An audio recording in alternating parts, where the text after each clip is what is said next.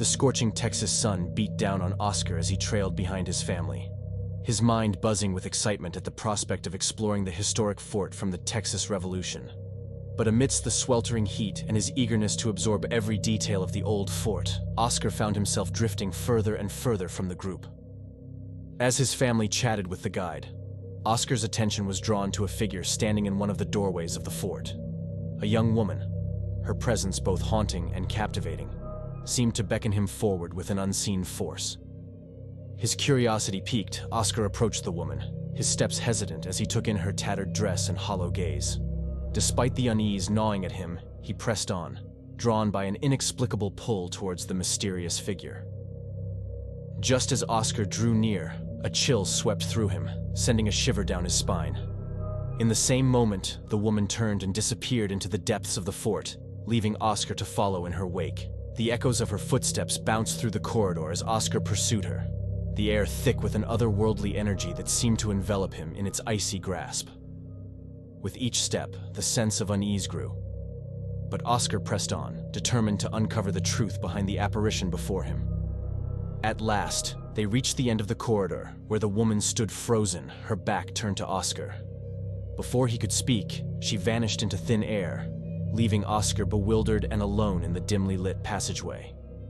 Racing back through the doorway, Oscar rejoined his family, the encounter with the mysterious woman still fresh in his mind. As they continued their tour of the fort, Oscar's eyes scanned the surroundings, searching for any sign of the ghostly figure he had encountered. It wasn't until they reached the monument dedicated to the Angel of Goliad that Oscar's gaze fell upon her once again. There she stood, immortalized in stone, the same haunting expression etched upon her face. As Oscar gazed up at the statue of Francita Alavez, the Angel of Goliad, he couldn't help but feel a sense of reverence for the woman who had played a pivotal role in saving the lives of so many during the massacre at Presidio La Bahia. This is her story.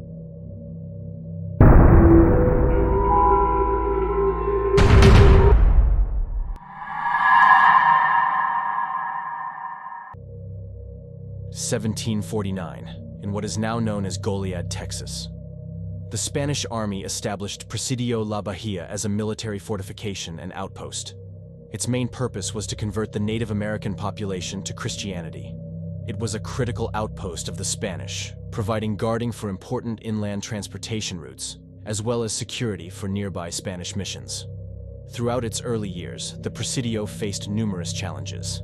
It was the target of attacks from the native tribes, as well as periodic abandonment due to financial constraints. This was all until 1821, when it was changed into a Mexican military outpost. Mexico had won its independence after spending 300 years as a Spanish colony. Fueled by economic inequality, social injustices, and resentment towards Spanish colonial authorities, Mexico began a fight for its independence. This came to a conclusion with the Treaty of Córdoba in 1821, giving Mexico its independence from Spain, as well as control of the Presidio. The Presidio was located in the Texas territory, which closely bordered the growing United States. Many of the American settlers, attracted by cheap land and opportunities for economic prosperity, began migrating to Texas. Texas was an open landscape, sparsely populated, and full of potential. Over time, tensions grew between the Mexican government and American settlers due to cultural, political, and economic differences. This resulting in the breakout of conflict and a fight for the independence of Texas. This revolution began in October of 1835 with the Battle of Gonzales, this being the first military engagement of the Texas Revolution. This was followed by several military victories and bolstered morale of the Texians on their path toward independence. On October 10th, the Texian troops overwhelmed and took control of the Presidio and used the location as a hub to disperse resources to the other military companies. In early 1836, the Presidio in Goliad was occupied by Colonel James Fannin and his men, renaming it Fort Defiance. In February 1836, the situation at the Alamo was becoming dire. Colonel Fannin would receive orders from General Sam Houston to gather his troops and march them over 90 miles from Goliad to the Alamo as reinforcements. The troops did not leave at once. They faced many delays in their preparations. They lacked the essential supplies such as food, ammunition, and medical supplies needed for the journey. These shortages were exacerbated by the fact that Goliad was in such a remote location. They also lacked the proper transportation. This included a shortage of wagons and horses to carry supplies and equipment, as well as the absence of sufficient pack animals to transport heavy loads. On February 26, 1836, the company set out on its march to the Alamo. The company brought along with them 4 cannons and several supply wagons, all without a single horse and only oxen to rely on. The journey had not lasted long and suffered its first delay. Not 200 yards from its start, the group had a wagon break a wheel and had to stop for repairs. Once this was fixed, the next challenge was to cross a waist-deep San Antonio River. This took the group 6 hours to get all their wagons and supplies to the other side. The next challenge they would face was the arrival of a heavy rainstorm and cold front. The troops were not prepared for this and suffered miserably because of it. When they woke the next morning after the storm passed, they realized they forgot to tie up the oxen and spent the rest of the day attempting to wrangle them up. At this point, they were 2 days into their journey and had only traveled 1 mile. Morale was quickly depleted, and accepting defeat, Colonel Fannin made the decision to return to the safety of Fort Defiance, many of his men agreeing with this decision. In the journal of Colonel Fannin's surgeon, Dr. Joseph Barnard, he recounts, "With but 300 or 400 men, mostly on foot, with but a limited supply of provisions, to march a distance of nearly 100 miles through uninhabited country for the purpose of relieving a fortress beleaguered by 5,000 men was madness." Once back at the Presidio, the company quickly learned that the Alamo had fallen. With this, General Houston sent word to the Presidio to abandon the fort and fall back to Victoria. Knowing what they knew about their last journey, the company foolishly made no changes to their preparation. This misjudgment would turn out to be deadly. The company set out again on March 19, 1836, hauling 9 cannons, this time with very little food or water. Fannin, showing no sense of urgency, set up camp on the banks of Colado Creek. Here, the Mexican general José de Urrea and his men caught up with Fannin and attacked. Upon spotting Urrea's forces, Fannin ordered his men to form a defensive position and prepare for battle. The Texians engaged the Mexican troops in a fierce firefight, with both sides exchanging gunfire. Despite being outnumbered and outgunned, the Texians put up a determined resistance, utilizing whatever cover they could find to defend their position. They inflicted significant casualties on the Mexican forces and managed to hold their ground for several hours. However, as the battle raged on, it became apparent that the Texian position was untenable.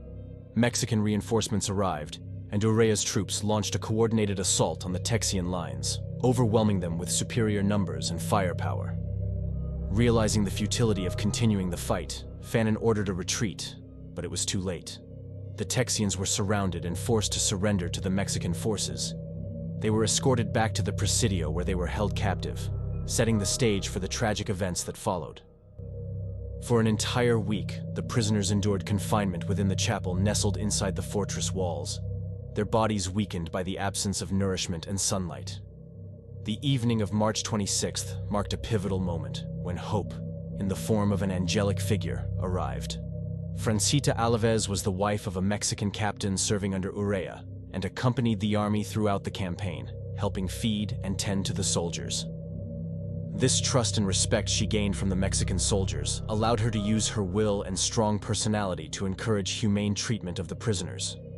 On the night of March 26th, Francita knew of Urrea's plan to execute the prisoners, so she took matters into her own hands. She convinced Mexican officials to spare individuals who were deemed valuable, such as doctors and interpreters, and those she was unable to spare, she snuck into the holding location and ushered out as many prisoners as she could.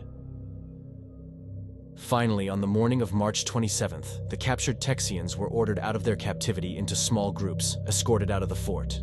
This was a relief to many of the men, after being trapped in their prison for the past week, finally able to see the sunlight and enjoy the open air. The men were marched in their groups out away from the fort. When they reached a few hundred yards away, the Mexican troops opened fire at point-blank range, killing all of the men. The last of these was Colonel Fannin, who was tied to a chair and given any last requests. His requests were 1, to give his belongings to his family, including his pocket watch, 2, to give him a death by shot to the heart, and 3, to be given a proper Christian burial. Upon these requests, a Mexican soldier quickly killed Fannin, disregarding his requested method, took his watch, pocketing it for himself, and tossed his body onto a pile to be burned. In all, over 400 men were killed that day during the Goliad massacre. As great a tragedy this day was, thanks to the help of Francita, there would be survivors. Francita would continue traveling with the Mexican army, supporting her husband throughout the conflict. However, as the war concluded, there are accounts suggesting she eventually parted ways with her husband and returned to Texas, reuniting with the friends she had helped spare. In recognition of her remarkable contributions and selflessness, a monument has been erected in her honor in Goliad, Texas. This monument stands as a testament to her bravery and compassion, immortalizing her as the Angel of Goliad, who saved countless Texian lives during a turbulent period in history. Francita Alavez's story serves as an inspiring reminder of the profound impact one individual can have on the course of events and the lives of others. That will do it for today's episode. Thank you for listening.